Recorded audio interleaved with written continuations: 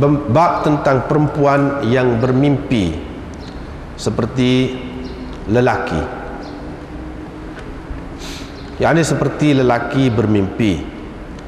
Dengan sanadnya Imam Abu Dawud meriwayatkan dari Aisyah bahwa Ummah Sulaim Al-Ansariyah, yaitu ibu Anas bin Malik, berkata, wahai Rasulullah, sesungguhnya Allah tidak malu menyatakan perkara benar. Apa katamu tentang perempuan apabila dia bermimpi seperti lelaki bermimpi? Adakah dia perlu mandi atau tidak? Aisyah berkata, maka Nabi SAW menjawab, ya, hendaklah dia mandi kalau dia mendapati air, yakni kesan air. Aisyah berkata, aku pun pergi kepadanya, lalu berkata, uffil lak, engkau ini. Wa hal tara dhalika al-mar'ah, adakah perempuan bermimpi begitu? Rasulullah pun menghadap kepadaku sambil berkata, taribat yaminuk ya Aisyah, teruk betullah engkau ini wahai Aisyah. Wa min aina yakunu syabah, kalau tidak begitu dari mana datang keserupaan? Dari mana datangnya keserupaan? yakni anak dengan ibu bapanya. Abu Dawud berkata, demikianlah Zubaidi, Uqail, Yunus dan anak saudara Zuhri dan Ibnu Abil Wazir meriwayatkan dari Malik dari Zuhri. Musafi' Al-Hajabi telah bersetuju dengan Zuhri.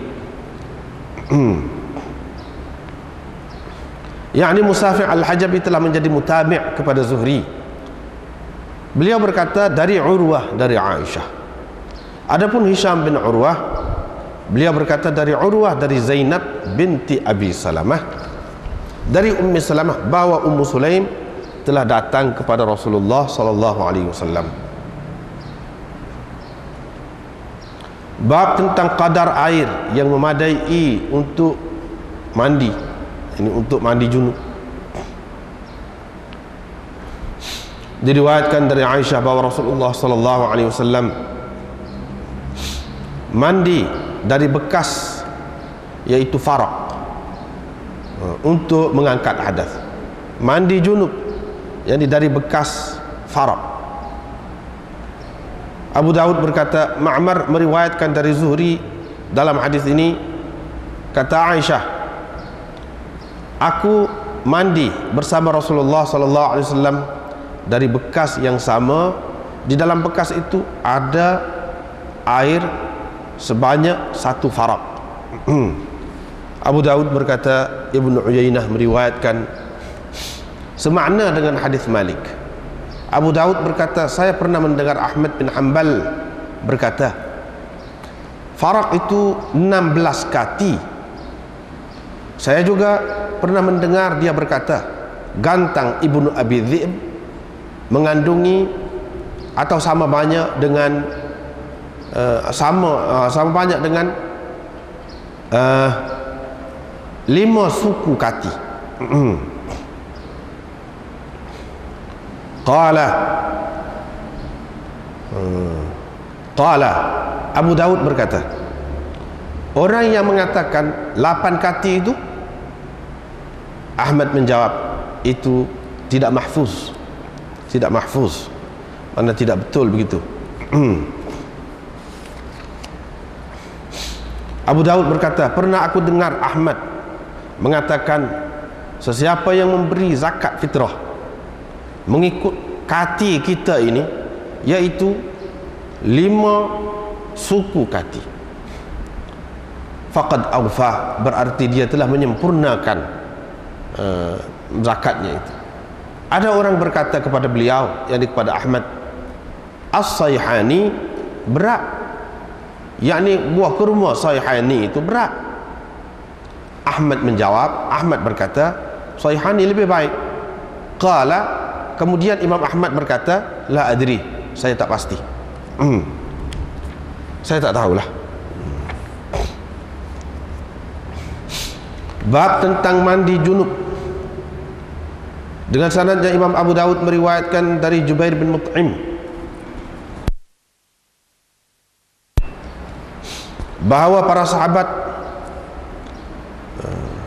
bercerita di hadapan Nabi SAW tentang mandi junub, bercakap-cakap di hadapan Nabi SAW tentang mandi junub. Maka Rasulullah SAW bersabda, adapun saya tuangkan 3 kali 3 cebokan air ke atas kepala saya, dan baginda mengisyaratkan dengan kedua belah tangannya.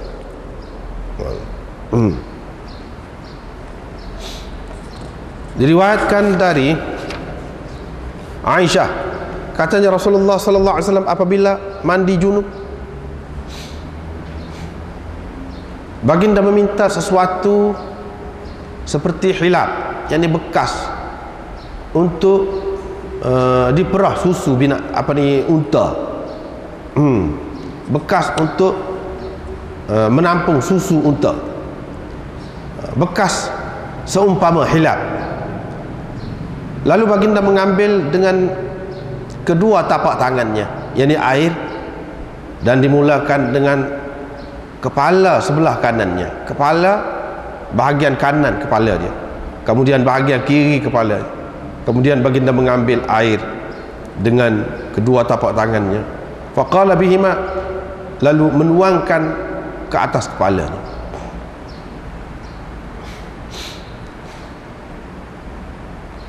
Dengan sanadnya Imam Abu Daud meriwayatkan dari Jumi' bin Umair, salah seorang dari Bani Taymillah bin Tha'labah, katanya aku bersama ibuku dan makcikku pergi menemui Aisyah.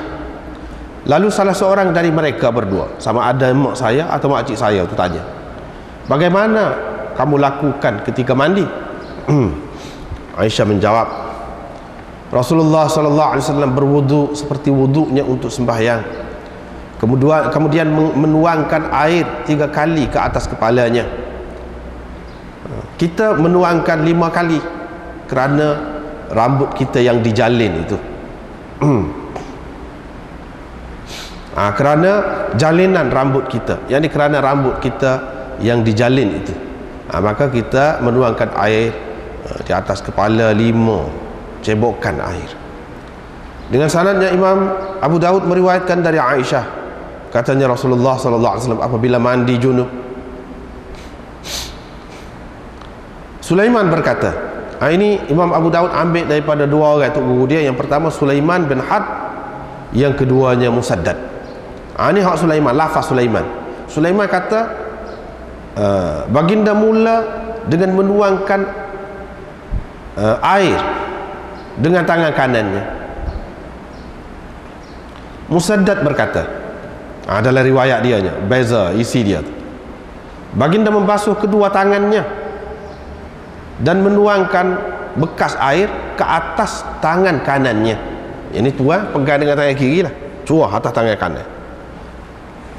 Kemudian mereka berdua bersepakat, yakni Sulaiman dan Musaddad tadi. Hak tadi je beza mula-mula tu je, beza je. Hak kemudian ni serupa je riwayat. Lalu Nabi SAW membasuh farajnya.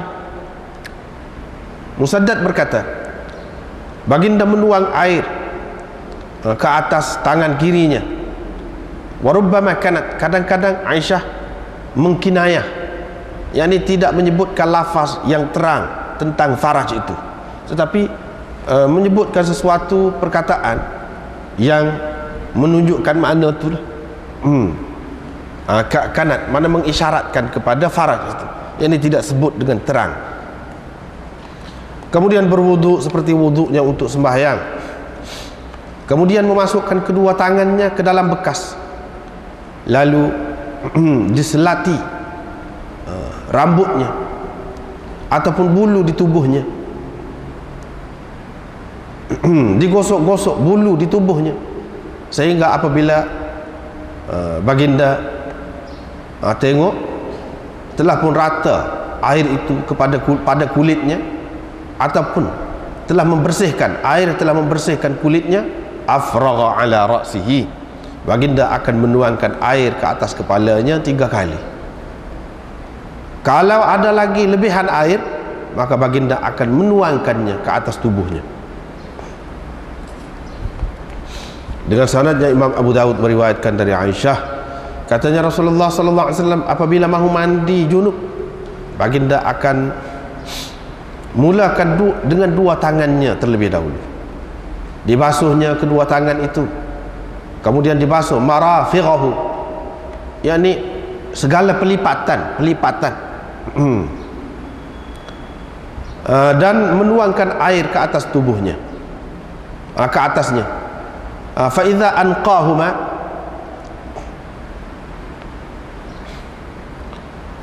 apabila Nabi sallallahu alaihi wasallam telah membersihkan keduanya, ahwa bihima ila haid, baginda menghulurkan kedua tangannya itu ke dinding, kemudian mula berwudu dan menuangkan air ke atas kepalanya. Dengan sanadnya Imam Abu Dawud meriwayatkan dari Sya'bi, katanya Aisyah berkata, kalau kamu mahu, aku dapat tunjukkan kepada kamu bekas tangan Rasulullah sallallahu alaihi wasallam di dinding di mana baginda mandi junub.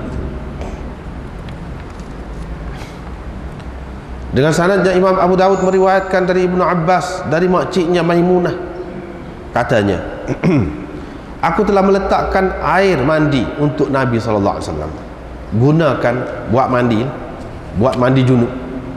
Fa akfa'a al-ina ala yadihi, Nabi sallallahu alaihi wasallam menuangkan air yang ada dalam bekas itu ke atas tangan kanannya, lalu dibasuhnya 2 kali atau 3 kali, kemudian menuangkan ke atas farajnya, lalu dibasuh farajnya dengan menggunakan tangan kirinya, kemudian beliau menggosok tangannya di tanah, lalu dibasuhnya pula tangan itu, kemudian berkumur dan mengisap air ke dalam hidung,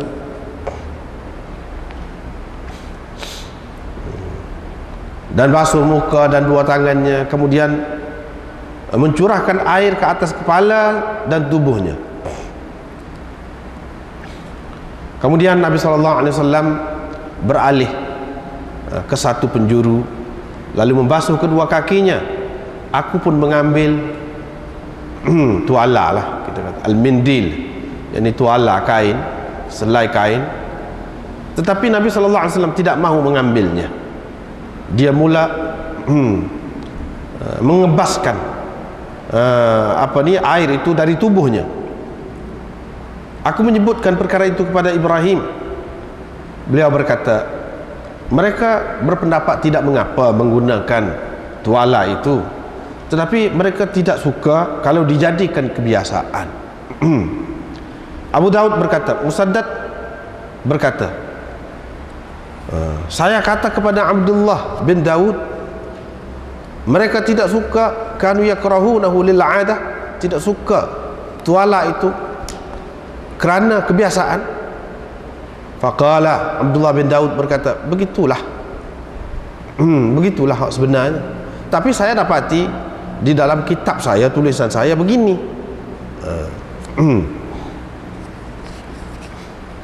yakni tanpa ada alif lam, al-'adah, yakrahuna al-'adah, mana tanpa ada alif lam dalam kitab dia tu, iaitu yakrahunahu 'adatan, gitu saja, mana tak ada alif lam.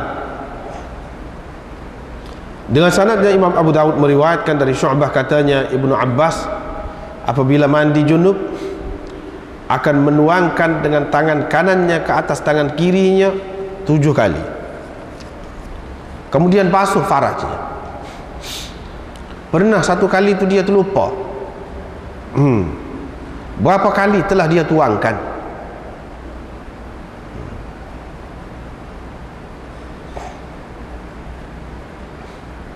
Dia pun tanya saya, kam afragtu atau kam afragta.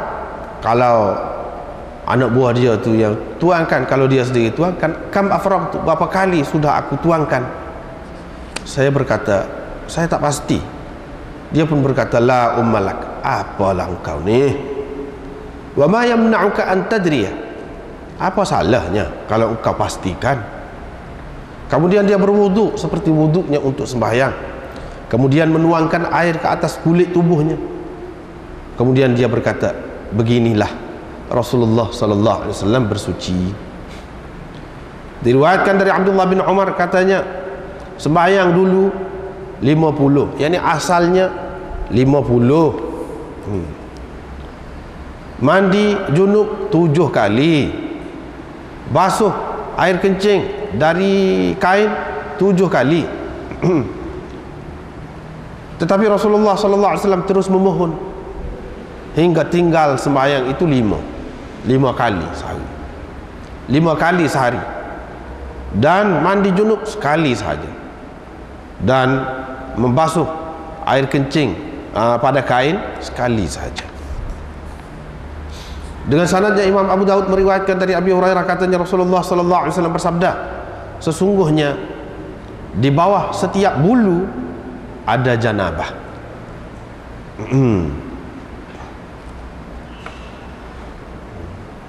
Oleh itu kamu basuhlah bulu itu dan bersihkan kulit kamu. Abu Daud berkata, Al-Harith bin Wajih hadisnya mungkar dan dia adalah seorang yang dhaif.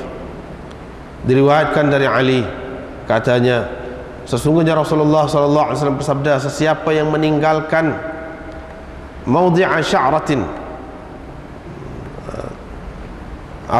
tempat kadar sehelai bulu, ketika mandi junub itu tidak dibasuhnya, fu'ila biha kadza wa kadza, akan dilakukan terhadapnya, terhadap tempat tadi begini dari azab neraka. Qala Ali berkata, kerana itulah aku memusuhi kepalaku, yakni rambut di kepalaku. Kerana itulah aku memusuhi kepalaku, yakni rambut di kepalaku. Kerana itulah aku memusuhi kepalaku. Dan beliau mencukur kepalanya, yakni rambutnya, cukur kepala lah kita. Ini bab wuduk selepas mandi junub kan ni. Diriwayatkan dari Aisyah, katanya Rasulullah sallallahu alaihi wasallam mandi dan bersembahyang 2 rakaat. Setelah itu sembahyang subuh, saya tidak nampak baginda berwuduk semula, berwuduk pula yang selepas mandi itu. Itulah. Sekat tu dulu. Kita tengok semula.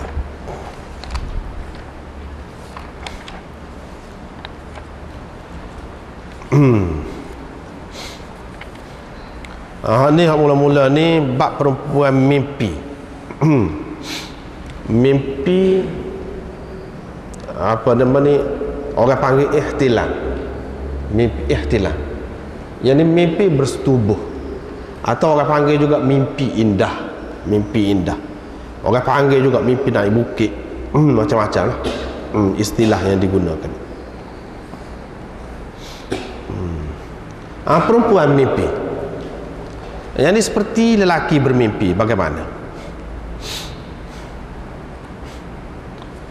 Kemudian ini cerita ni Aisyah menceritakan. Ada 2 riwayat sebenarnya. Imam Abu Daud sebutkan di akhir dia tu. Riwayat Hisham bin Urwah, riwayat Zuhri dari Urwah, disokong oleh Musafi' al-Hajabi. Itu menyebutkan cerita ni, cerita Aisyah, yang ini termasuk dalam Musnad Aisyah.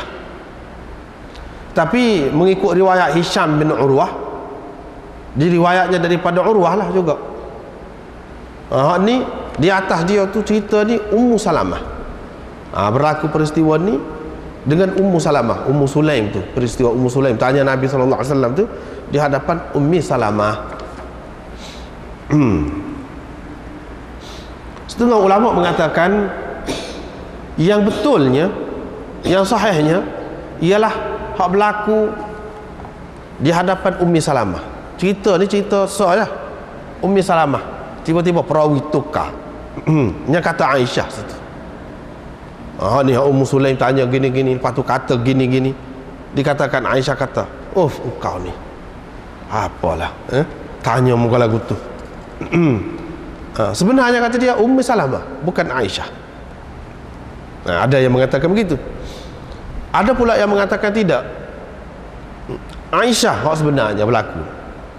Dia terjehkan hak Aisyah. Dan Imam Abu Daud di antara orang yang berpendapat hak Aisyah ni lebih kuat lagi. Hak Aisyah, cerita Aisyah lebih kuat lagi.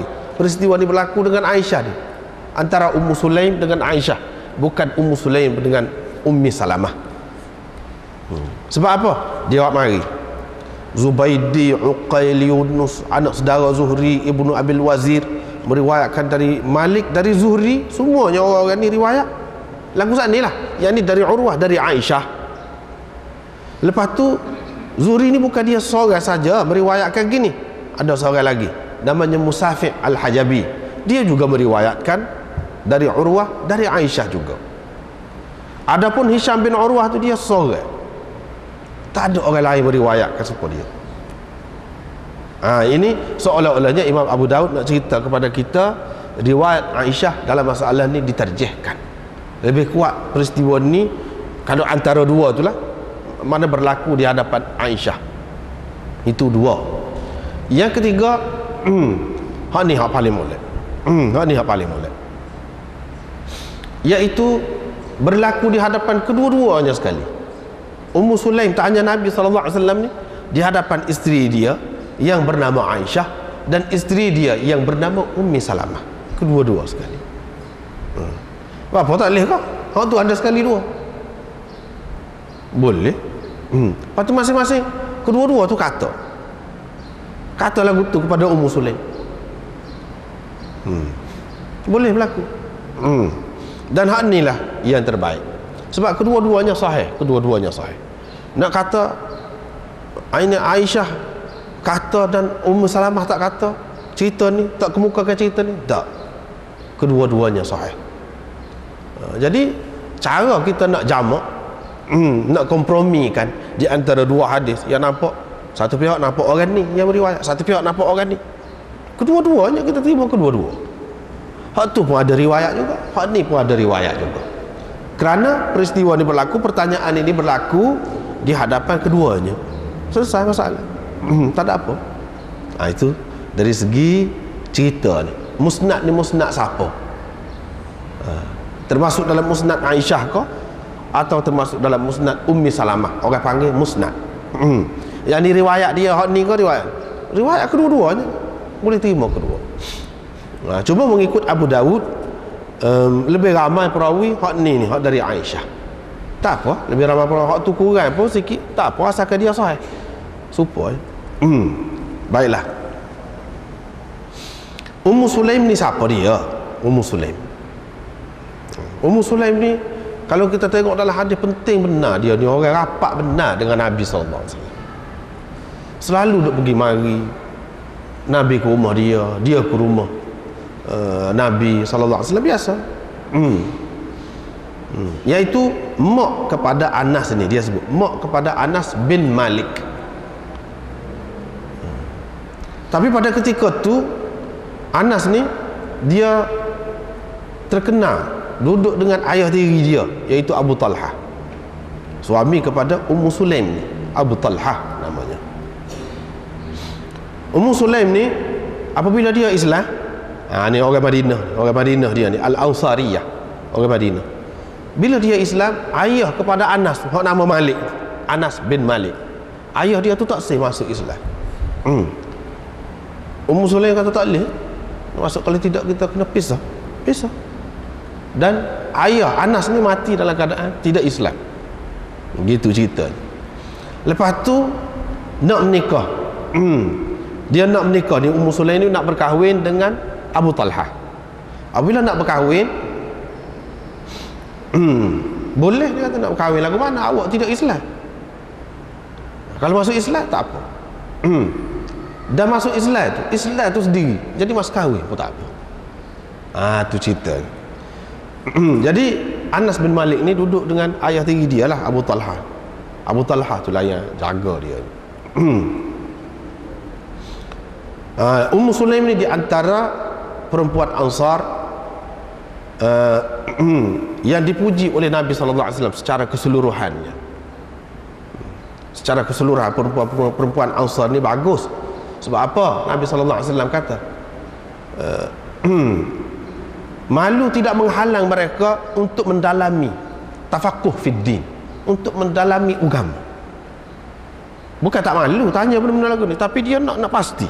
Dia tanya sendiri. Itu sifat orang-orang perempuan Ansar. Dia tanya sendiri. Tidak kata dah malu tak tanya. Tak. Tanya depan-depan gini, tanya. Itu sifat dia yang bagus. Nabi sallallahu alaihi wasallam puji. Sebaik-baik perempuan ialah perempuan Ansar. Dia kata. Sebab apa? Malu tidak menghalang mereka untuk mendalami agama. Misalnya contohnya ni, dia tanya, maka timbullah hukum. Diketahui hukum berhubung dengan perkara ni. Kalau tidak, tak tahu. Sebab dia tidak malulah. Sebab itulah Nabi SAW suruh tanya. Tak kira orang lelaki, orang perempuan. Kalau kita tengok dalam sunnah ni, berapa banyak orang perempuan tanya direct, tanya terus-terus depan-depan gitu Nabi SAW. Dan Nabi kenal orang tu, sahabat-sahabat pun kenal perempuan. Perempuan tu nama sekian-sekian, dia tahu. Banyak yang seumpama itu. Bagus tanya tu. Sebab kalau tidak tanya, bukan orang perempuan saja tak tak bagusnya, orang lelaki pun tak bagus. Pernah berlaku seorang sahabat tu dalam riwayat Ibnu Majah misalnya ada disebutkan, iaitu dia berjunub. Waktu ketika sejuk sangat, dia tak apa segar, dia mandi. Bila mandi mati. Nabi SAW marahlah juga. Apa yang tidak tanya? Innama syifa'ul 'ai as-su'al. Penawar kejahilan itu ialah bertanya. Dah tak tahu apa tak tanya, buat ikut serak lagu tu. Lepas tu kita sendiri yang menderita, yang susah. Tak kena. Mana kena tanya. Dia tanya.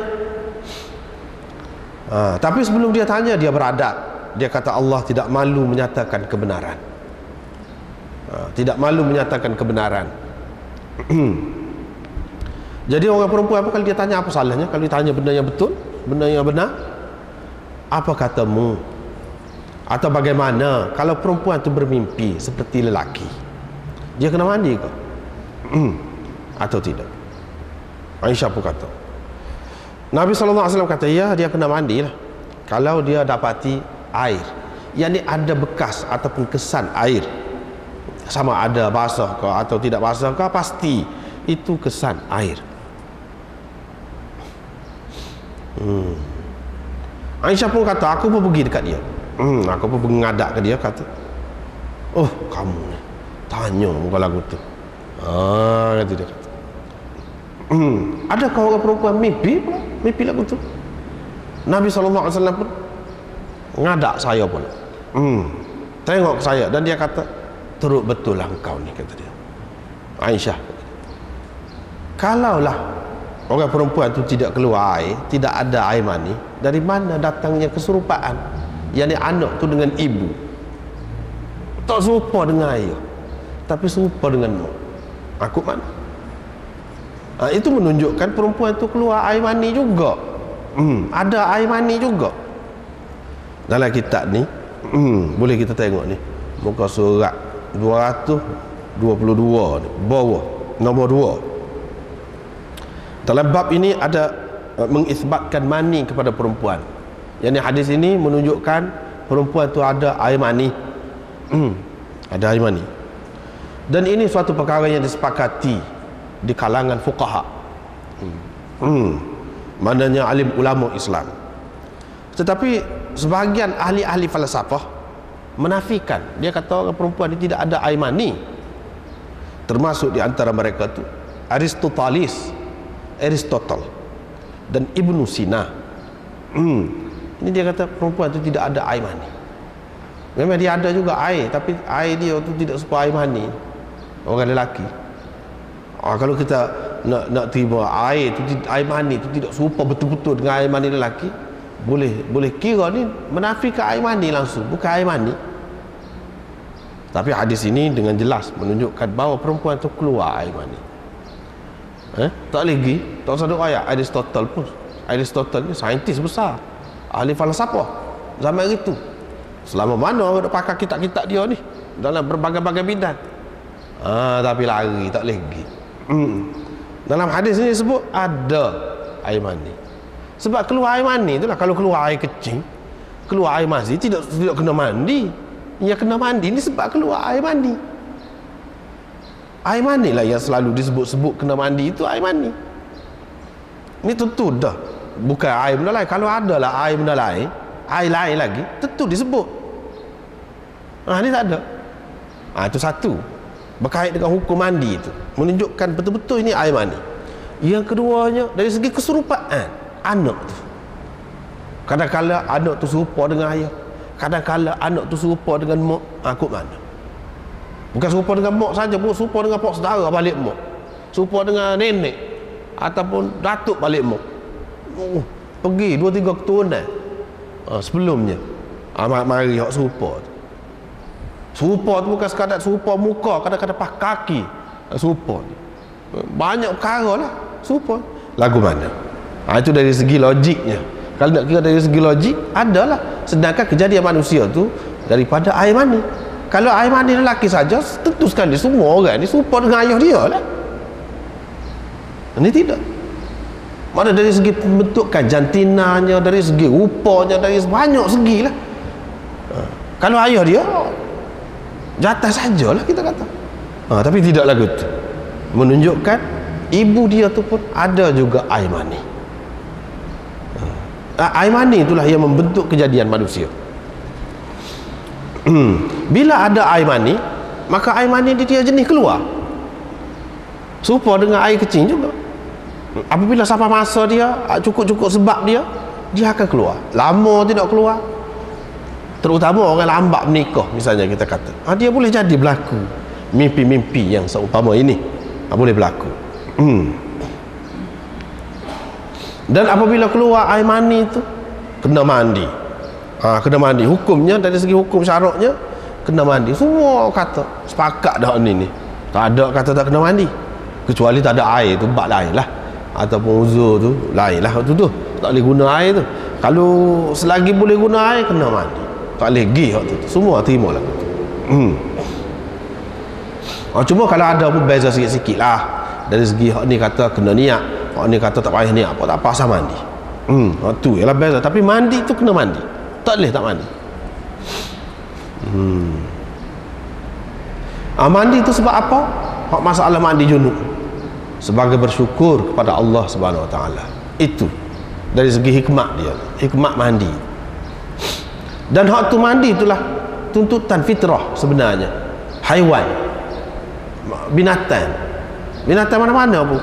Mana kalau kita tengoklah, binatang mana-mana pun, kalau selepas dia bersetubuh, kira-kira je keluar air mani lah. Cara dia tu, dia akan mandi. Baik itik ke, kerbau ke, lembu ke. Kalau hak jenis tidak mandi, tak boleh mandi, tak boleh mandi lah, ayah dia akan tayamum. Dia akan bergelumai dalam tanah, dalam pasir. Biasa. Itu fitrah, sesuai, nampak seimbang, serupa kita dengar lain-lain. Kita ni pun lagu tu juga. Satu, dari segi kebinatangan itu, sifat asal dia serupa. Dan itulah cara semula jadi. Binatang ini membersihkan diri dia. Kita lebih lagi lah dengan cara mandi yang khusus itu, dengan ada kaifiatnya, tentulah lebih lagi. Kemudian untuk bersyukur lagu mana? Syukurnya apabila keluar air mani, sama ada mimpi ke lagu mana, tanda bahawa seseorang itu sudah ada bakat untuk apa? Kira-kiranya belum pasti lagi, tapi umumnya begitulah. Patutnya kita bersyukur. Sebab itulah pertanda seseorang itu sudah balik, banyak keistimewaannya. Yang kedua, menunjukkan dia sudah layak untuk menjadi ayah. Maknanya kekal dia, keturunan dia, zuriat dia akan ada bakar dia, kita kata. Isyarat kepada dia ni nak dapat bakar. Itu satu nikmat yang besar daripada Allah Subhanahu Wa Taala kepada manusia, sama ada lelaki ataupun perempuan. Nak dapat anak, dia kena ada dulu air mani tu keluar dulu. Sebab itu mandi itu sebagai syukur pada Allah Subhanahu Wa Taala. Supaya juga orang perempuan selain daripada keluar air mani ni, dia keluar darah kotor, supaya juga mandi apabila suci.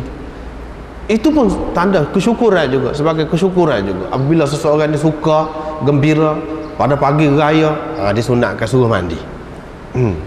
Pagi jemaah, hari jemaah, disunatkan suruh mandi. Ada sunat belakang. Pasal apa? Suka. Suka, tanda kesyukuran.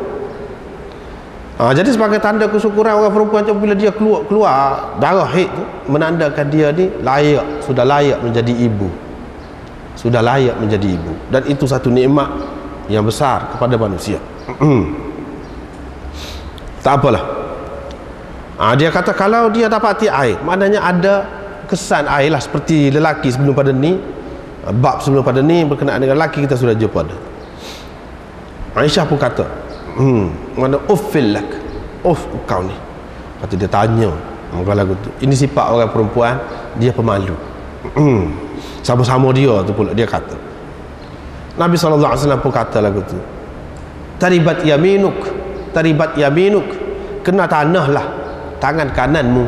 Asal makna dia, tapi asal makna dia tidak diguna di sini. Cuma dalam bahasa kita terjemah teruk betul lah engkau ni. Teruk betul lah engkau ni. Teruk tu bukan makna nak doa biar jadi teruk, biar jadi tak molek. Tidak. Ini dari segi penggunaan bahasa saja. Baiklah. Hak lagi tu Abu Daud kata beginilah diriwayatkan oleh orang ni sebab tak adilah.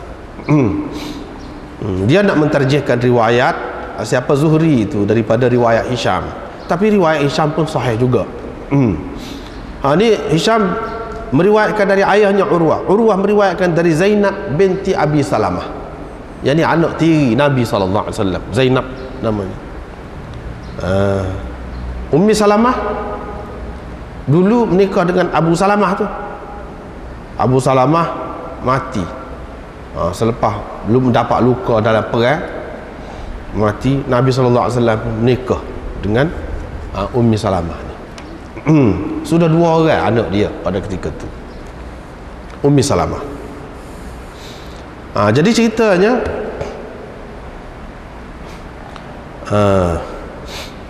dia ni lahir ni, Zainab, nama Zainab sana, lahir di Habsyah ketika hijrah ni. Ummi Salamah dengan suami dia Abu Salamah pergi hijrah ke Habsyah, di sanalah lahir.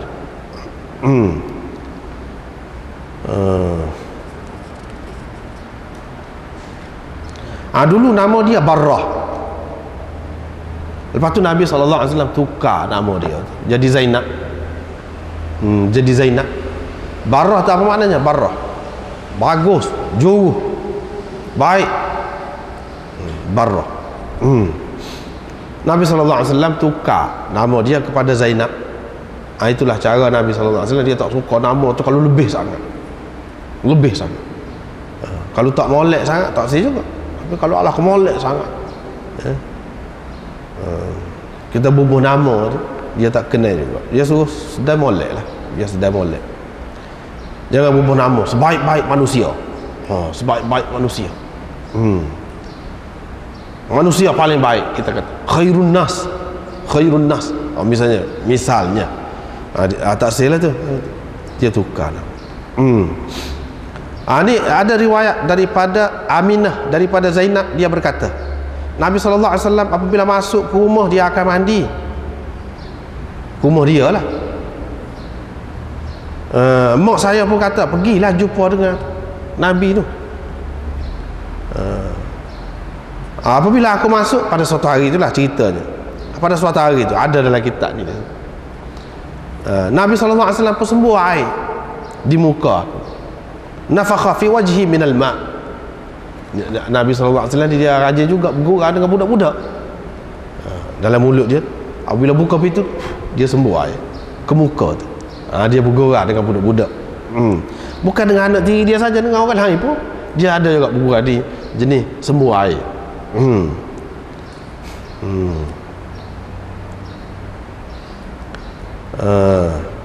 Nabi SAW pun kata pergilah. Qalat Aminah ni kata, lepas pada tu aku tengok muka Zainab ni, anak tiri Nabi SAW.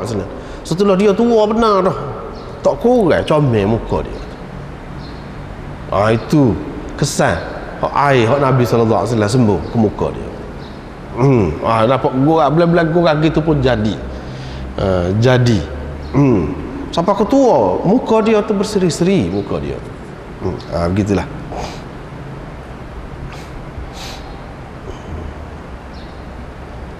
Ini dia meriwayatkan dari mak dia Ummi Salamah. Cerita tadi lah juga, tak apalah habis. Ini bab kadar air yang memadai untuk buat mandi. Mandi di sini mandi junub lah, iaitu Nabi SAW mandi dari bekas air farak, namanya bekas farak, mandi junub. Dalam riwayat ni Malik cerita aja Nabi SAW mandi sendiri dia, seorang dia. Tapi Abu Daud berkata Ma'mar meriwayatkan dari Zuhri. Ni Ma'mar ni anak murid kepada Ibnu Syihab juga, serupa dengan Imam Malik juga. Dia kata dalam meriwayatkan hadis ini, aku bersama Rasulullah. Maknanya mandi itu dua orang mandi, menggunakan air dari bekas yang sama. Di dalam bekas itu ada qadar satu farak air. Abu Daud berkata, Ibnu Uyainah meriwayatkan serupa dengan hadis Malik. Yang ni Imam Abu Daud dia nak cerita, ini cara dia ni. Dia nak cerita tadi Imam Malik sebut riwayat Rasulullah mandi seorang dia. Ma'mar sebut Aisyah mandi dengan Nabi SAW. Tapi riwayat Ibnu Uyainah, Sufyan bin Uyainah, dia riwayat dia serupa dengan riwayat Imam Malik. Bukan lafaz dia serupa, makna dia serupa. Nahwa tu maknanya makna hadis tu serupa dengan hadis Imam Malik. Abu Daud berkata, saya telah mendengar Ahmad bin Hanbal. Imam Ahmad ni tok guru kepada Imam Abu Daud ni. Dia kata farak itu 16 kati air. Kalau kita timbang kati, kalau kita pun tak apa guna dah sekarang ni kati. Hari tu tak lama lah sebelum ni guna kati. Ni kati, ritlan ni makna kati. Dan aku pernah mendengar dia berkata, gantang Ibnu Abi Dhi'ib, seorang ulama, ada gantang dengan dia, sukatan lah, bekah. Muat 5 suku kati. Gantang dia nak cerita di sini.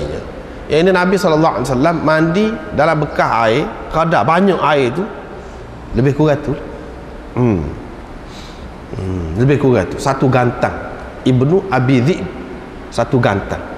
Yang ni yang muat 5 suku kati. Qala Abu Daud berkata, lepas tu orang kata 5 kati tu lagu mana? Satu farak ni muat 8 kati. Orang kata lagu tu lagu mana? Imam Ahmad berkata, laisa dzalika bimahfuz. Itu riwayat yang tidak terpelihara lah, tidak mahfuz dalam istilah hadis, tidak mahfuz. Maknanya hak lebih tepatnya hak tadilah 5 suku kati itu, satu farak. Bukan 8 kati, satu farak. Waktu nak. Yang ni Nabi SAW menggunakan segantang air. Muat sebanyak tu lah, satu farak. Adakah sama lagu tu? Tidak. Ada dia gunakan lagu tu. Cukup dah tu kalau nak kira tu. Memadai dah. Kalau sebanyak tu. Sebab dia kata memadai. Kalau sebanyak tu sudah memadai. Kalau lebih tak apa. Jangan sampai ke peringkat bazir. Mana tak ada alasan orang nak kata tak boleh sebanyak tu, tak mencukupi. Sebab Nabi SAW telah menunjukkan hak dia. Menunjukkan hak dia. Sesoalannya hak paling kurang sebanyak tu lah. Hak paling kurang. Setengah ulama mengatakan ini bukan menunjukkan tahdid, bukan menunjukkan had paling minima atau paling kurang. Tidak juga. Mana nak wayak? Boleh dah. Tapi kalau boleh juga orang mandi kurang daripada tu, Dan boleh rata. Boleh juga. Nak suruh rata tubuh tu. Tidak syarat jumlah tu ataupun banyak tu. Sukatan dia sebanyak mana itu tidak syarat. Tapi kira-kiranya satu gantai itu sudah memadai. Sebab apa, dalam riwayat yang lain disebut, dalam riwayat Bukhari misalnya ada disebutkan bahawa Nabi SAW banyak bulu tu pun satu gantai tu kata muat. Apa ni boleh? Boleh apa ni jadi dah. Apatah lagi dalam riwayat tu dia kata kamu ni budak lagi. Tak ada bulu sebanyak tu. Nabi SAW pengguna segantai tu sudah memadai. Jadi kita tengoklah keadaan kita. Maknanya kalau kita tidak berbulu sangat, tidak tebal sangat bulu, kira-kiranya kalau kurang pada tu pun, kalau dapat rata memadai.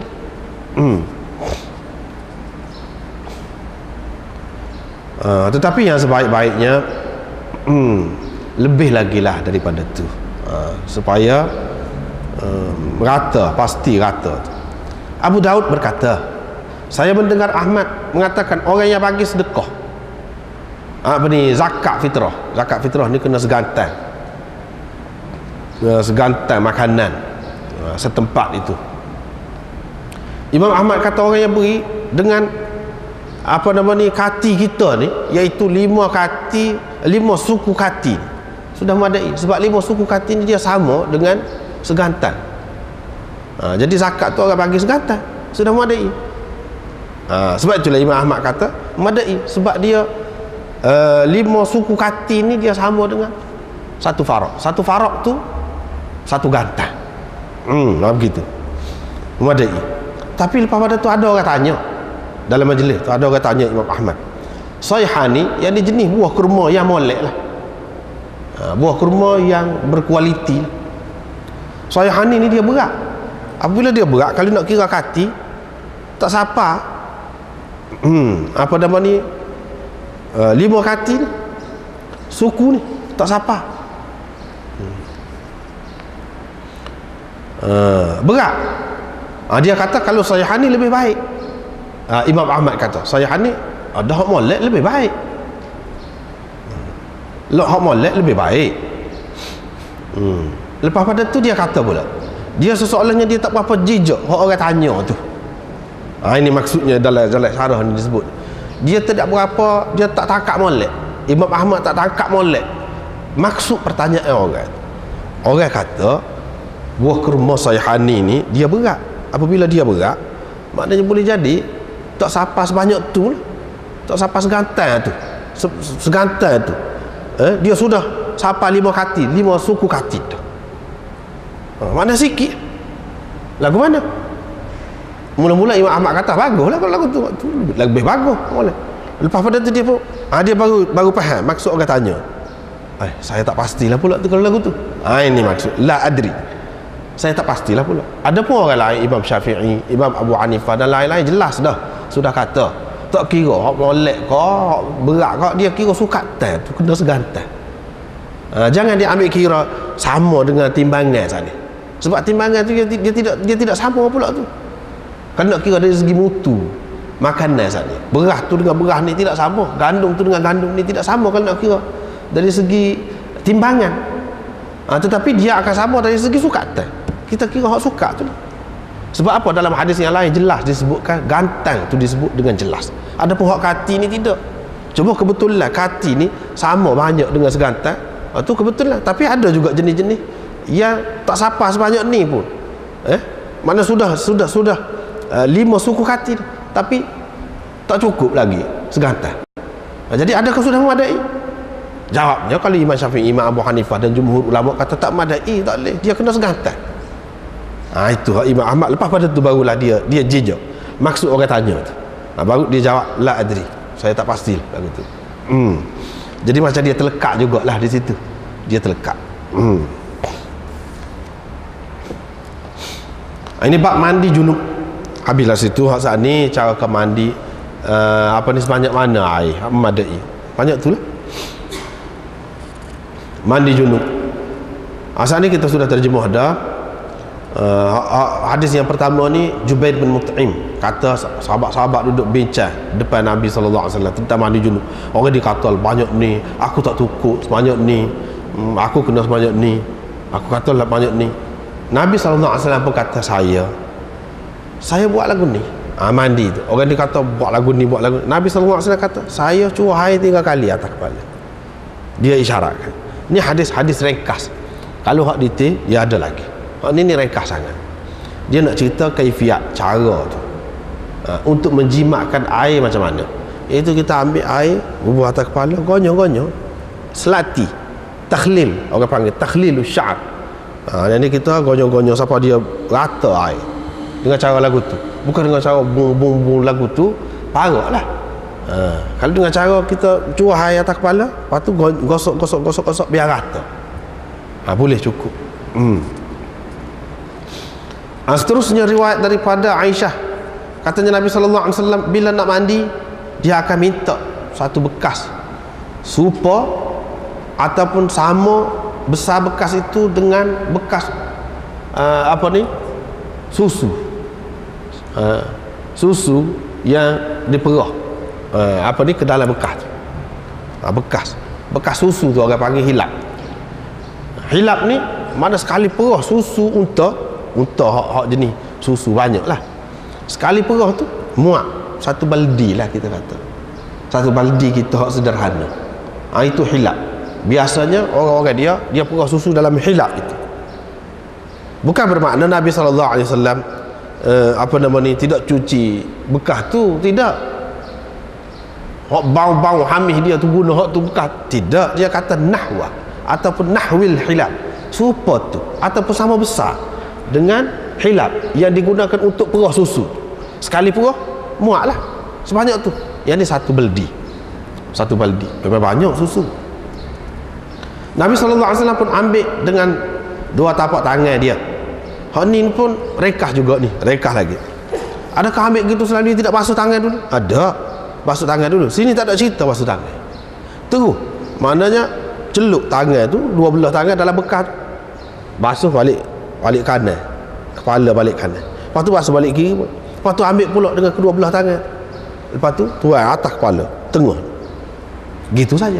Ini masih riwayat yang ringkas lagi. Seterusnya riwayat Jumai' bin Umair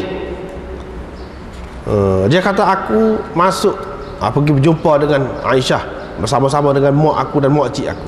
Salah seorang dari mereka bertanya bagaimana mandi. Dia pun kata Rasulullah ambil air semaya supaya dia nak semaya dulu. Kemudian curah air di atas kepala dia 3 kali. Kita curah 5 kali sebab rambut kita jalin, orang perempuan. Jadi takut tidak rata air tu, tidak kena ke kulit kepala, tidak sampai ke kulit kepala. Sebab itu guna 5 cebokkan air. Adapun Nabi SAW 3 kali. Dalam riwayat yang lain disebutkan 3 kali pun tak apa, dah orang perempuan pun. Nanti akan datang kita akan jumpa bab suku dia buat bab.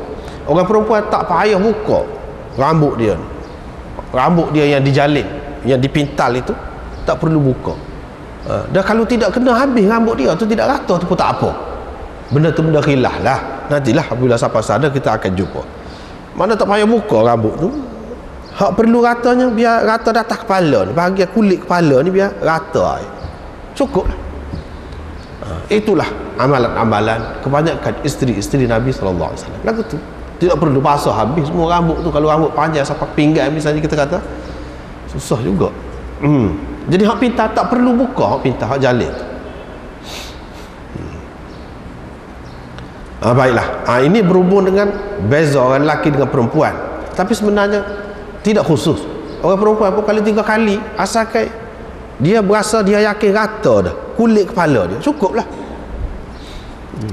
Cukuplah, tidak mesti kena curah air dengan banyak di atas kepala, tak mesti. Untuk mandi junub hak sebenar, tak mesti.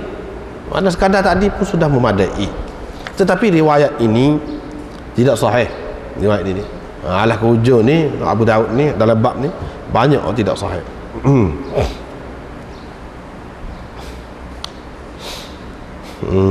Pasal apa? Pasal Jumair bin Umair tu. Mana perawi yang tidak sahih, macam-macam lah yang kata tentang dia tu. Jadi kita tak boleh nak lawan lah ni dengan riwayat yang lain. Mana isteri Nabi pun curah air atas kepala dia, 3 cebokkan juga, serupa dengan lelaki. Jadi ulama-ulama mengatakan riwayat Jumair bin Umair ini dia mungkar, bercanggah dengan riwayat orang lain yang lebih kuat lagi.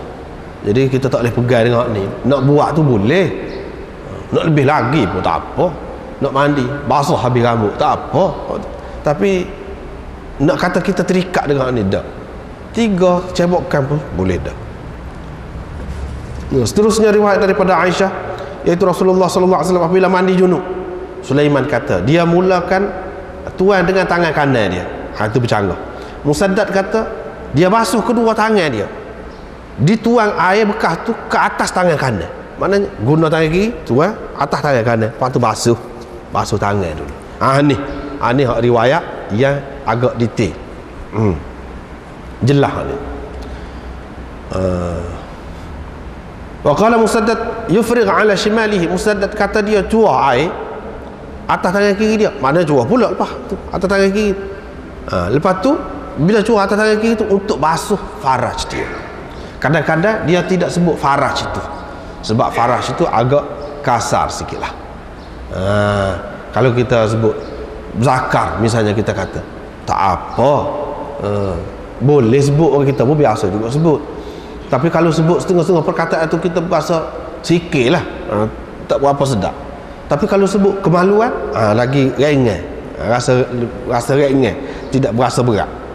Jadi kemaluan ke apa tu semua tu kinayah lah tu, kinayah isyarat kepada faraj lah. Kadang-kadang dia guna faraj.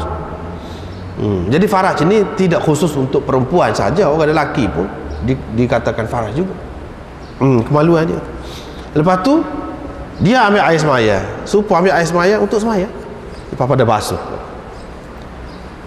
Lepas pada tu, lepas basuh tangan pun dia memasukkan 2 tangan dia tu ke dalam bekah. Masuk tangan tu dalam bekah. Air tu tentu dah tak banyak, sebab tadi lah tak banyak. Daripada sinilah bercanggah dengan kebanyakan orang kita kata tak boleh nak celup tangan, masuk tangan dalam bekah air tu tak boleh, muka kita masih kotor lagi, kita tidak suci lagi. Dalam riwayat hadis ni amalan Nabi SAW tak boleh lawan hal ni. Bila suci dah tangan kita, walaupun kita tak mandi lagi, kita boleh cebok dengan tangan. Tapi kalau ada gayung ke atau ada cetung, tak apa juga tu, tak apa, boleh guna.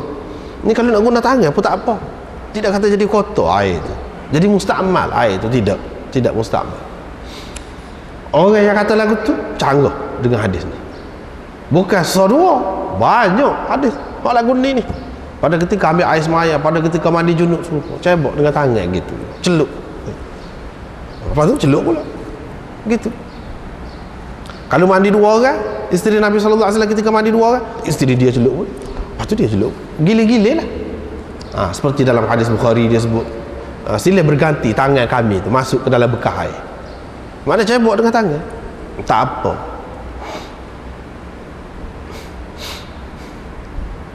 Ada bekah tu kecil, itulah juga selain daripada air sebanyak tadi, sedikit tadi tidak jadi musta'mal dengan sebab kita celup tu. Itu dari satu segi. Dari segi yang lain, bagi ulama-ulama yang mengatakan bersentuhan lelaki dengan perempuan ni tidak batal air semaya apa, dia salah satu dalil mereka hak ni. Nabi SAW duduk mandi sekali dengan isteri dia, duduk selisih tangan dalam bekah kecil, bukan dalam kolah besar. Ni dalam bekah kecil macam beledi gitu, tak mungkin kau bersentuhan tu. Kalau nak kira dia takut batal air semaya ataupun tak boleh lah, tentu sekali dia bercermat. Ni duduk sekali, tak ada halangan, tak ada pernah pula ada dalam riwayat mana-mana molek sikit takut sentuh, tak ada lagu tu, pergi dengan gitu. Sebab itulah Imam Bukhari mengatakan tidak batal bersentuh di antara lelaki, suami dengan isteri dia, tak, di antara dalil ni, di antara dalil, dan banyak lagi lah lain.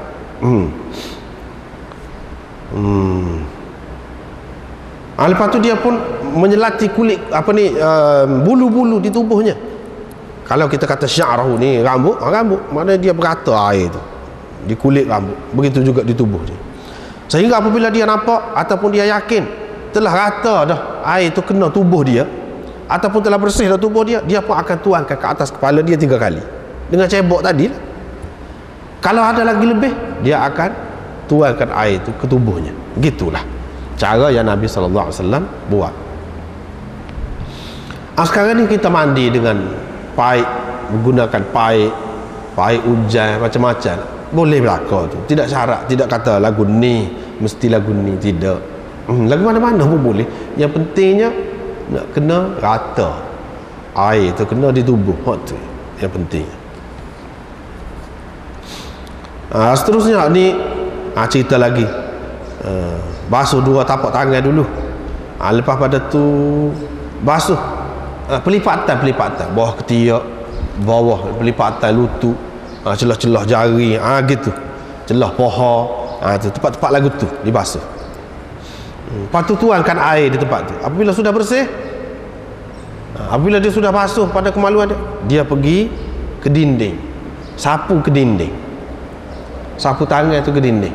Dinding lagu mana? Ni cerita zaman dulu.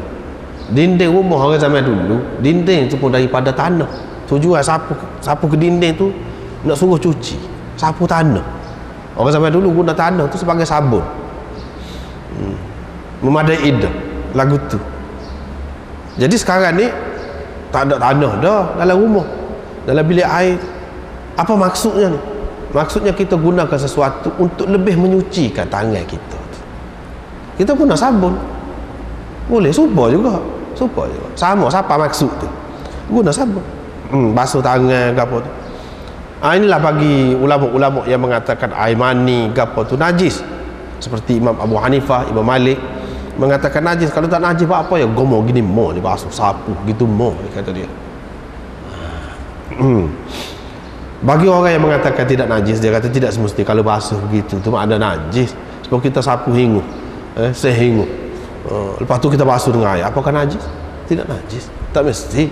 Apabila basuh tu bermakna dia najis, tak mesti. Lepas tu baru dia mulakan wuduk, ambil air semaya, lepas tu curah air di atas kepala, dan begitulah. Kemudian Aisyah kata, kalau kamu nak aku boleh tunjuk bekas tangan Rasulullah SAW di dinding tempat dia mandi. Buat apa? Bekas benar kau? Lama benar mandi tu ada bekas dah kau? Tidak, bukan maksud bekas tu masih basah lagi kau, ataupun bekas teluk jadi tempat dinding. Tidak, maksudnya di situlah, tempat tu lah yang Nabi SAW sapu. Nak cerita dia ingat betul, dia perhati, tidak dengar-dengar saja, tidak, dia perhati. Mana bekas di sini? Tempat Nabi SAW sapu tu di dinding tu.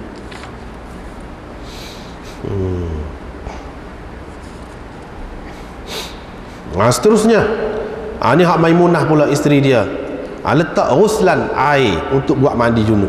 Nabi SAW pun tuang air ke atas tangan kanan dia, basuh tangan tu 3 kali, 2 kali atau 3 kali.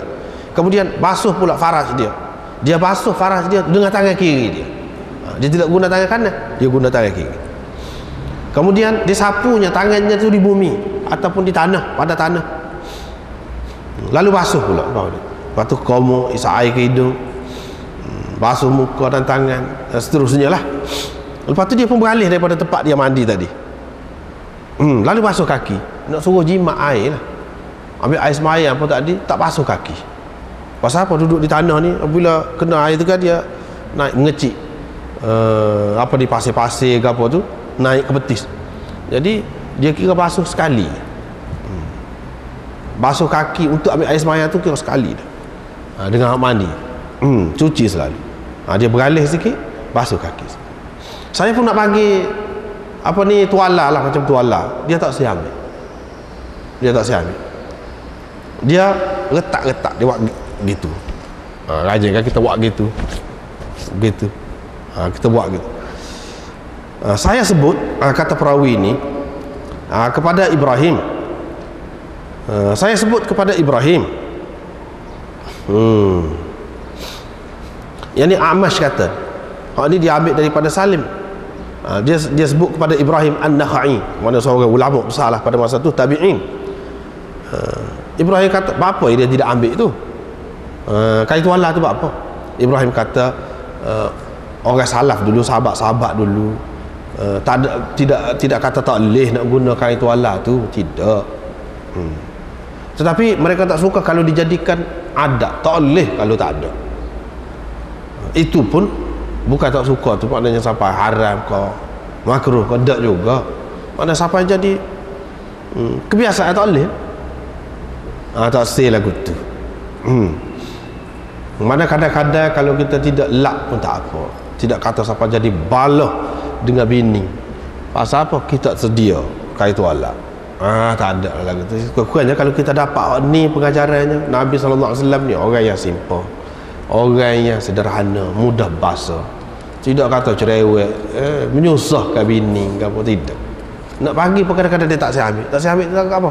Takut semula kalau ambil kan susah dia. Kalau nak guna tak apa. Bahkan ada dalam riwayat yang lain, Nabi SAW ada guna juga kain tuala lepas mandi, ada gunanya. Tapi tidak semua. Jangan kebiasaan. Sebab apa? Hak biasa-biasa dengan kemewahan lagu ni orang-orang yang tidak nak berjihad, umat yang tidak berjihad, umat yang tak tahu bila dia nak berjihad, dia tak boleh biasa halu-halu, benda-benda halu-halu lagu ni. Sebab itulah Nabi SAW ada ketikanya dia larang sisir rambut, nak hari pun tak boleh. Tapi ada ketikanya dia sisir rambut sama. Maknanya ada ketika-ketika lah. Dan kita kena belajar-belajar juga. Jangan tak pernah langsung apa nama ni, cara lagu tu, cara lagu ni, tak pernah langsung, tak boleh. Itu tujuan dia. Abu Daud berkata, Musaddad kata, saya kata kepada Abdullah bin Daud, mereka tidak suka mana guna apa dekat itu alat tu kerana kebiasaan lah mereka lil adah. Abdullah bin Daud kata begitulah, lil adah, maknanya lafaz riwayat dia tu dengan ada alif lam. Kanu yakrahuna al adah.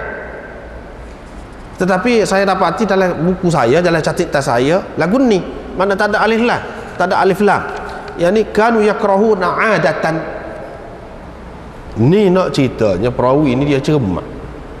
Ada hak dia riwayat berdasarkan hafalan dia, ada hak dia riwayat berdasarkan tulisan dia.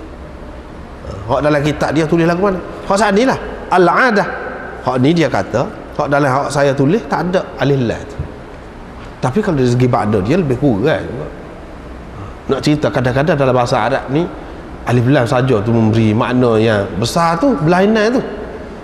Perlu jaga tu alif lam saja. Kalau apa ni tempat yang sepatutnya tidak ada alif lam, kita buat alif lam, tak boleh. Ada kalanya jadi gitu. Jadi berhubung dengan orang yang kalau dalam catatan dia ni, catatan dia tu lebih diyakini lagi, dia kena pakai hak dalam catatan dia. Tapi kalau hak dalam ingatan dia tu kuat,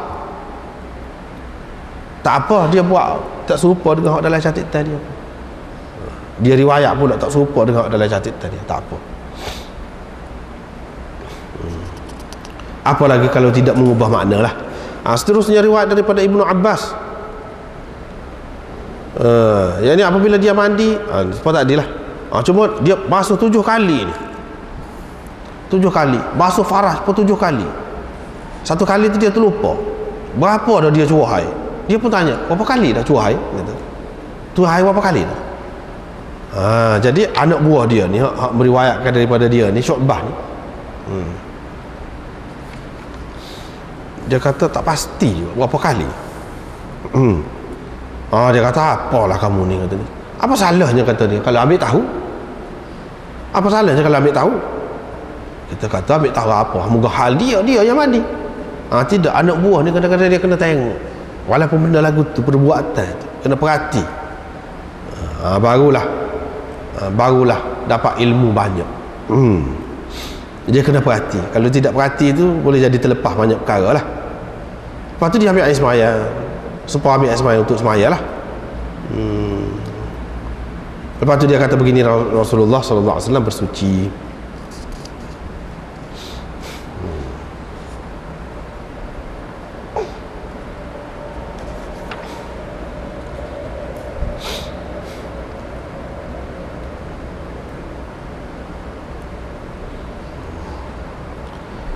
Jadi hadis ini dipertikaikan, hadis ini.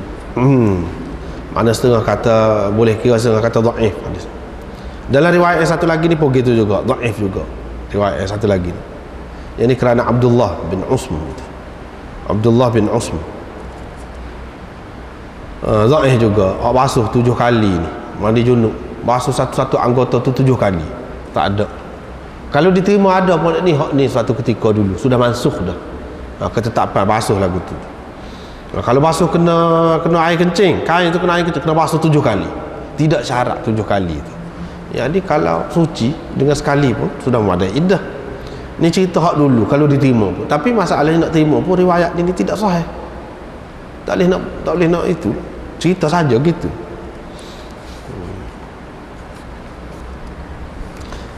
Walaupun sebahagiannya kata semayang tu dulunya asalnya 50, hak tu betul, hak tu hakikatnya betul, tapi riwayat ini tidak sahih. Riwayat ni tidak sahih. Seterusnya riwayat dari Abi Hurairah, hak ni pun tidak sahih juga ni, kerana Harith bin Wajih, perawi yang ada tu. Imam Abu Daud sendiri dia kata hadisnya mungkar. Ni di belakang dia hadisnya mungkar, dia ni dhaif. Imam Abu Daud kata.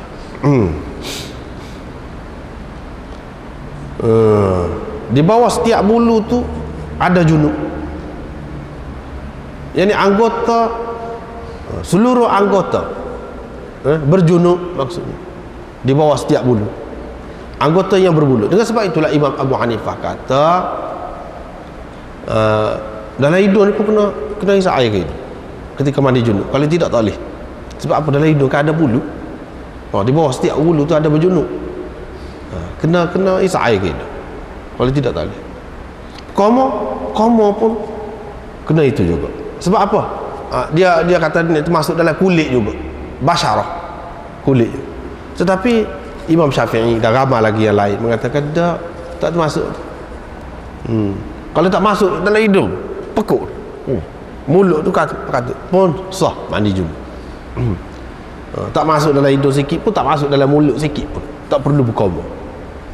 Benda khilaf lah, benda khilaf. Ada yang kata tak boleh. Jadi hak moleknya kita komo lah, jaga. Misal air ke hidung, embuh pula. Sebab apa? Basyarah ni kulit hak luar, hak zahir, yang apabila nampak dalam keadaan biasa orang tutup mulut, tidak ngangor. Jadi hak nampak setakat luar dia mana? Basyarah. Hak tu. Dan bulu yang dimaksudkan, bulu hak luar ni di tubuh ni, bukan hak dalam hidung tu. Kalau nak kira dalam telinga pun ada bulu. Lepas tu masuk dalam telinga apa? Tidak. Kemudian kalau nak pakai sangat adil ni tak boleh nak pakai, dah muka dhaif. Tak boleh. Cuma kalau kita nak sebagai nak bercemak, kita buat itu boleh, tak apa. Nak kata ada kelebihan, apalagi nak menentukan hukum siapa tak sah mandi junub tu kerana hadis ni, tak boleh. Tak sampai peringkat tu hadis ni. Dengan sebab itu orang yang mengatakan dalam Abu Daud, dalam kemudian ni semua sahih belaka, orang panggil sihasitah kan, kitab sahih yang 6 tu mana semua sahih belaka. Dia tak ngaji tu cara tu. Kalau ngaji tengok Abu Daud sendiri kata dia dhaif. Faham? Jadi dia kata dhaif. Hadis dhaif ni kerana perawi dia itulah dhaifnya. Tadi dia sendiri kata dhaif. Tidak dhaif lagi kau hadis ni. Setudal. Faham? Bukan dia saja kata dhaif. Orang lain pun kata dhaif juga. Bahkan mungkar ni bercanggah. Perawi yang dhaif meriwayatkan bercanggah dengan perawi yang kuat. Itu. Dengan sebab itu hadis-hadis ni tak ada ni dalam Bukhari, dalam kitab besar hak utama tu tak ada. Dalam kitab ni ada hak sahih, ada hak hasan, ada hak dhaif, bahkan ada yang maudhu'. Tetapi kalau nak kira dari segi keseluruhannya, hak kebanyakannya itu sahih, ya betul. Ada segitulah atas dasar hukum, orang panggil hukum aghlabi. Yang ni hak kebanyakan. Bukan tiap-tiap satu hadis dia tu semua sahih belaka. Dah. Tiap-tiap satu. Tak mungkin lah betul. Kalau kata juga saja lah. Canggah dengan pengarah dia sendiri. Pengarah dia pun tidak kata lagu tu. Serupa juga dalam Tirmizi, dia sendiri kata hadis ni tidak sahih. Dia sendiri kata. Lepas tu kita pula nak kata sahih. Lagu mana? Seterusnya riwayat daripada Atha bin As-Sa'ib ni, daripada Zazan, daripada Ali. Siapa yang meninggalkan satu tempat dari anggota dia, satu bulu saja, tak kena air, akan dilakukan begini seksaan daripada neraka. Ali pun berkata, sebab itulah aku memusuhi kepalaku. Dia pun cukup kepala sama. Hadis ini pun tidak sahih. Hak ni pun tidak sahih. Jadi tak boleh kita nak pegang sangat, tak boleh. Cuma dalam bab targhib dan tarhib, dalam bab tarhib nak bagi peringatan, menakutkan orang, takut-takut dia tu bermudah-mudah dalam mandi junub, bolehlah kita guna. Tapi nak kata pegang sebagai etika, memang kalau seseorang tu tidak rata sungguh lagu ni seksaan, tidak. Dan kena buat seperti Sayyidina Ali buat tu, cukur kepala, kena buat lagu tu. Sebab apa? Takut tidak rata. Tak kena lagu tu. Sebab apa? Sebab hadis ini dhaif. Dia bila dhaif tak boleh nak pegang, tak boleh nak pegang, tak boleh nak ikut lah. Gitu.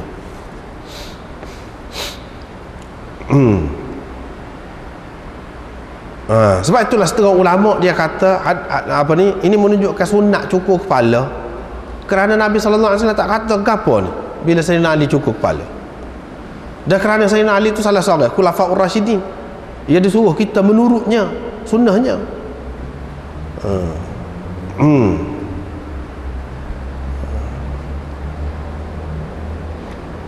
Gitu.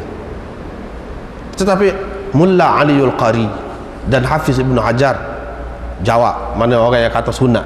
Tak betul, dia kata. Tak betul. Maknanya kalau orang nak beristidlal menggunakan hadis ini sebagai dalil bahawa sunat cukur kepala, satunya muka dia tak boleh nak buat dalil dah lah. Tak boleh. Yang kedua, perbuatan dia tu kalau menyalahi sunnah Nabi SAW, idza kana mukhalifan li sunnati alaihi salatu wasallam wa baqiyatul khulafa yakunu rukhsah. Kalau Nabi SAW tengok, katakanlah kalau betul Sayyidina Ali cukur kepala, Nabi SAW pun dia tidak jadi sunat lagu tu. Dia jadi kelonggaran saja, harus saja cukur kepala, bukan jadi sunat. Ada mau dibantah, bukan jadi sunat. Sebab apa? Hak lain tidak buat lagu tu. Lepas tu dia sendiri buat lagu tu pun kita boleh pertikaikan lagi, sebab hadis ni dhaif. Kita tak boleh nak kata mesti Sayyidina Ali ni buat lagu tu. Mana boleh mesti, sebab hadis ni dhaif. Lepas tu kalau kita tengok dalam riwayat-riwayat lain pula, Sayyidina Ali ni kepala dia botak, nak cukur hak mana lagi, sebanyak mana sangat gaya sibuk sangat tu, takut-takut tak rata, dia botak dah. Lepas tu kalau kita tengok dalam kitab ni saja, tak pergi keluar daripada kitab ni. Nombor 2, dalam Mughni ni Ibnu Qudamah, kitab besar ni. Dia kata menyimpan rambut itu lebih afdal daripada membuangnya, dan mencukur itu makruh. Pula simpan rambut lebih afdal daripada cukur kepala. Dia cukur kepala tu makruh, mengikut semua. Tidak semesti orang cukur kepala tu akidah dia lagu tu, tetapi hak Nabi sebut tanda ni puak-puak khawarij yang akan keluar nanti, dia sebut simahum at-tahliq, tanda mereka cukur kepala. Puak-puak dia ni cukur kepala. Nabi SAW jadikan cukur kepala tu sebagai tanda puak-puak dia. Jadi melakukan, membuat benda lagu ni mengikut ulama makruh. Tapi kalau zaman tu sudah berlalu, sekarang ni tak ada dah, orang tidak nampak terlitak pada puak-puak khawarij, tak apa nak cukur kepala tu. Cumanya dalam kitab fiqh Syafi'i dia ada sebut makruh juga.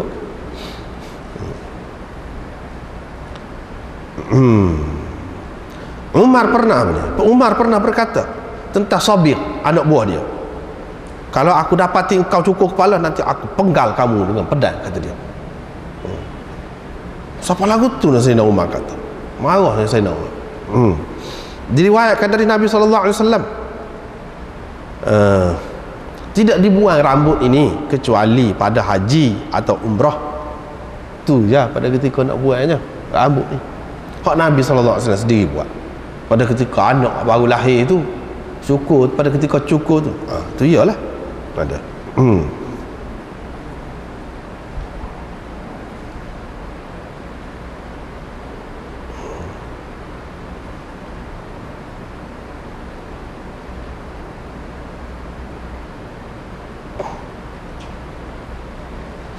Tak apalah.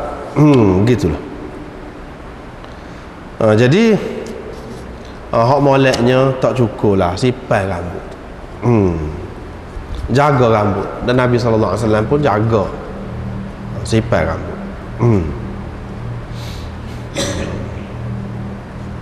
Begitulah. Lepas tu hak wudu. Asal lagi wudu selepas mandi. Wudu selepas mandi, setengah ulama kata tak perlu dah lah, dah wuduk dah dulu. Kalau tidak berwuduk langsung tak perlu dah, padan dah dengan mandi junub tu, mengangkat hadas besar tu, dia masuk kedua-dua dah selalu.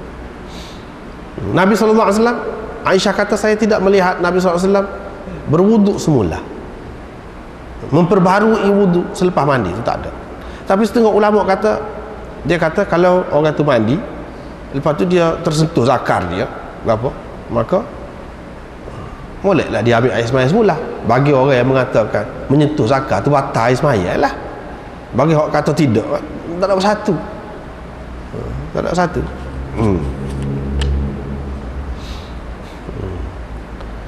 Dan dalam riwayat Tabarani, riwayat daripada Ibnu Abbas, dia memarfu'kan, dia kata sesiapa yang berwuduk selepas mandi falaysa minna, bukan dari kalangan kita. Lagu tu. Bukan dari kalangan kita. Mana tak perlu dah berwudu. Dalam riwayat yang lain pun ada sebut juga, maknanya tidak elok berwudu 2 kali pada ketika mandi junub, tak perlu, sekali saja. Sama ada di akhir kalau kita nak buat salah satu, atau di awal buat tapi tidak sudah selepas mandi baru basuh kaki, boleh berlaku lagu tu. Nak kata buat 2 kali tak, tidak. Seterusnya tentang perempuan, adakah perlu membuka rambutnya pada ketika mandi? Itulah yang kita sebut tadi. Itu insya-Allah kita baca semula. Wallahu